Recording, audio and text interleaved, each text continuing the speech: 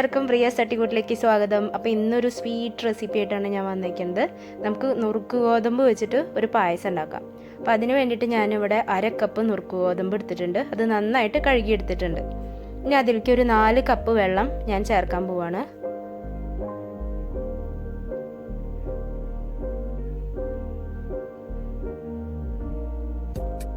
അപ്പോൾ വെള്ളം കുറച്ചധികം പൊന്തി നിൽക്കണം. അതിന് വേണ്ടിയിട്ടാണ് 4 കപ്പ് വെള്ളം നമ്മൾ ചേർത്തത്. ഇനി അടച്ചു വെച്ചിട്ട് ഒരു 3 വിസിൽ വരെ വെയിറ്റ് ചെയ്ത് നമ്മുടെ നുറുക്ക് ഗോതമ്പ് ഇവിടെ നന്നായിട്ട് വെന്ത് വന്നിട്ടുണ്ട്. ഇനി ഞാനിത് 1 കപ്പ് ശർക്കര പാവ് കാച്ചിയതാണ്, അത് ചേർത്ത് കൊടുക്കാം. ഭയങ്കര ഈസിയാണ് കേട്ടോ, നമുക്ക് ഗസ്റ്റൊക്കെ വരുമ്പോഴേക്കും പെട്ടെന്ന് റെഡിയാക്കി എടുക്കാൻ പറ്റുന്നത്.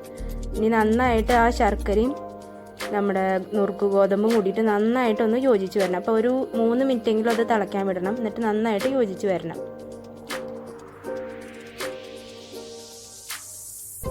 അപ്പോൾ നന്നായിട്ട് തിളച്ചത് യോജിച്ച് വന്നിട്ടുണ്ട്. ഇനി അതിലേക്ക് 1 ടീസ്പൂൺ ചെറുജീരകം പൊടിച്ചതും, ഒരു 1/4 ടീസ്പൂൺ, ഒരു നുള്ളായാലും മതി, കുറച്ച് ഉപ്പ്. അത് മധുരവും ഉപ്പും കൂടി ഒന്ന് ബാലൻസ് ചെയ്ത് വരാനാണ് മധുരം.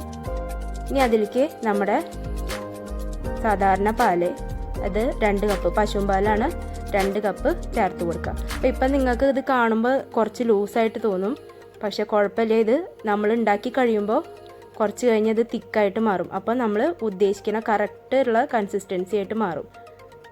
അപ്പോൾ അതേ നമ്മുടെ പാലും കൂടിയിട്ട് നന്നായിട്ട് യോജിച്ച് വന്നിട്ടുണ്ട്. ഇളക്കി കൊടുത്തുകൊണ്ടേ ഇരിക്കുക, ഇല്ലെങ്കിൽ പിരിഞ്ഞു പോവും.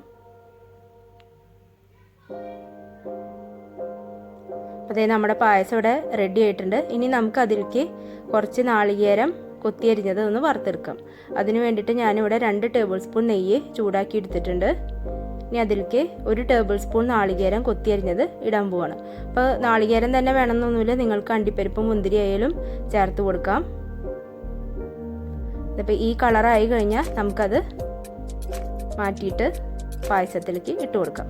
അപ്പോൾ ഈ നാളികേര കൊത്തിടുമ്പോൾ എന്താണെന്ന് വെച്ചിട്ടുണ്ടെങ്കിൽ അത് കടിക്കുമ്പോൾ ഒരു പ്രത്യേക ടേസ്റ്റാണ്. അപ്പോൾ അത് കാരണം കൊണ്ടാണ് ഞാൻ ഇതിട്ടത്. ഇപ്പോൾ നിങ്ങൾക്ക് ചെറുജീരകത്തിന് പകരം ചുക്കുപൊടി ആയാലും ഇടാം, അതൊരു വേറെ ടേസ്റ്റാണ്. അപ്പോൾ നമ്മുടെ അടിപൊളി പായസം ഇവിടെ റെഡി ആയിട്ടുണ്ട്. അപ്പോൾ എല്ലാവരും ഉണ്ടാക്കി നോക്കിയിട്ട് അഭിപ്രായം പറയുക. കൂട്ടത്തിൽ ഇഷ്ടപ്പെട്ടാൽ സബ്സ്ക്രൈബ് ചെയ്യാനും മറക്കരുത്, ലൈക്ക് ചെയ്യാനും ഷെയർ ചെയ്യാനും മറക്കരുത്. അപ്പോൾ നമുക്ക് വേറൊരു റെസിപ്പി ആയിട്ട് അടുത്ത വീഡിയോയിൽ വീണ്ടും കാണാം.